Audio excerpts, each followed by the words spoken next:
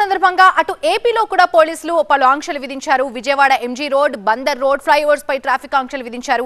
మధ్యాహ్నం మద్యం షాప్స్ కి అయితే రాత్రి 12 గంటల వరకు, అటు కేక్ కటింగ్స్ కు కూడా రాత్రి 1 గంట వరకు మాత్రమే అనుమతిచ్చారు. విజయవాడలో సెక్షన్ 30 కూడా అమల్లో ఉంటుందని పోలీసులు చెప్తున్నారు. 5 కంటే ఎక్కువ మంది గుమికూడి ఒక ప్లేస్ లో ఉండరాదని కూడా పోలీసులు సూచిస్తున్నారు. వేడుకలకు ముందస్తుగా అనుమతి తీసుకోవాలని కూడా చెప్తున్నారు. పర్మిషన్ ఉంటేనే ఆలోచిస్తామని చెప్తున్నారు. రోడ్లపై కేక్ కట్ చేయడానికి కూడా అనుమతి లేదని చెప్తున్నారు పోలీసులు. దీనికి సంబంధించి మరింత సమాచారం మా ప్రతినిధి క్రాంతి అందిస్తారు. క్రాంతి, పలు ఆంక్షలు విధించినట్టు తెలుస్తోంది. ట్రాఫిక్ ఆంక్షలకు సంబంధించి మీ దగ్గర అప్డేట్స్ ఏంటి? ముఖ్యంగా సెక్షన్ 30 కూడా అమల్లో ఉన్నట్టు తెలుస్తోంది. పోలీసులు మరి ఏ విధంగా వీటిని అమలు చేయబోతున్నారు అండ్ ఎలాంటి రిస్ట్రిక్షన్స్ ఉన్నాయి? ఇంకా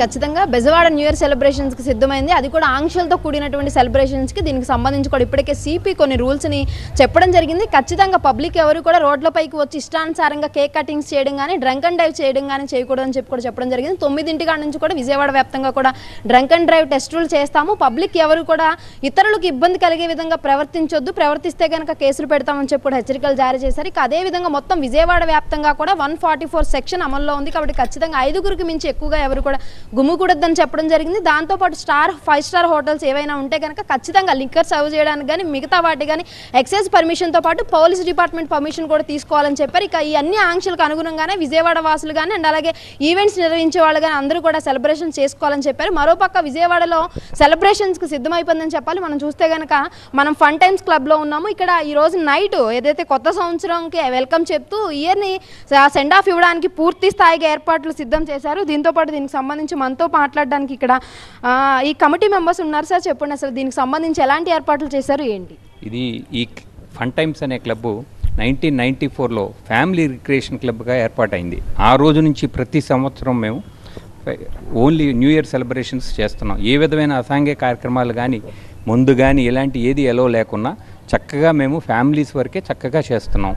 ఈ సంవత్సరంలో 4 Jabardasth team, dance baby dance programme వాళ్ళు, పాడుతా తీగ ఫైనల్ విన్నర్సు అందరూ కలిపి ఫ్యామిలీ రిక్రియేషన్గా మేము ప్రోగ్రామ్ చేస్తున్నాము. ఇంకోటి ఈ club shuttle, tennis, table tennis, chess ఇవన్నీ కూడా ఉన్నాయి గేమ్స్. దీంట్లో టేబుల్ టెన్నిస్ నేషనల్స్, ఇంటర్నేషనల్స్ కూడా సెలెక్ట్ అయిన మెంబర్స్ ఉన్నారు. అండ్ ఈ ఇయర్ సెలబ్రేషన్స్ ఎట్లా చేసుకుంటున్నారు? అండ్ కోవిడ్ కేసులు ఎక్కువగా ఉన్నాయి కాబట్టి కోవిడ్ రూల్స్ ఎట్లా పాటిస్తున్నారు? కోవిడ్ రూల్స్ ప్రకారంగానే మేము ఆచరించి మాస్కులు ధరించి, మాస్కులు కాడ మేము మా గేట్ పాస్తో పాటు మాస్కులు కాడ ఇచ్చి శానిటైజర్ కాడ వాడుతూ శుభ్రంగా కోవిడ్కి సరిపడా జాగ్రత్తలు కాడ తీసుకుని చేస్తున్నామండి. అదేవిధంగా కాడ పిల్లలకు కాడ అదేవిధంగా మాస్కులు శానిటైజర్ కాడ చేసి మేము లోపలికి తీసుకుంటున్నాము.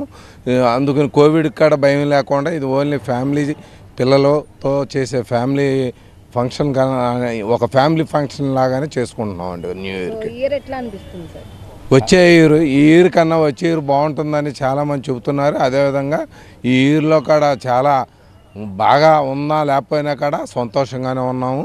నెక్స్ట్ ఇయర్కి ఇంకా బాగుంటుందని చెప్పి ఆశిస్తున్నాం అందరం.